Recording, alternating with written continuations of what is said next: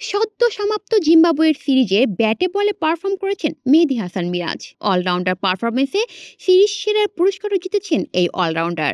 এবার আইসিসি থেকেও সুখবর পেলেন তিনি। টেস্ট সংস্করণের অলরাউন্ডারদের তালিকায় ক্যারিয়ারের সেরা 2 নম্বরে উঠে এসেছেন মিরাজ। পুরুষ ক্রিকেটারদের র্যাঙ্কিংয়ে সাপ্তাহিক হালনাগাদ আজ প্রকাশ করেছে আইসিসি। টেস্টে অলরাউন্ডারদের মধ্যে এক ধাপ এগিয়েছেন মিরাজ। ক্যারিয়ারের সেরা ৩২৭ রেটিং পয়েন্ট নিয়ে এখন 2-এ আছেন বাংলাদেশি অলরাউন্ডার। শীর্ষে থাকা ভারতের রবীন্দ্র জাদেজার সঙ্গে তার পয়েন্টের ব্যবধান মাত্র ৭৩। সিলেটে প্রথম টেস্টে জিম্বাবুয়ের বিপক্ষে দুর্দান্ত বোলিং করেন তিনি।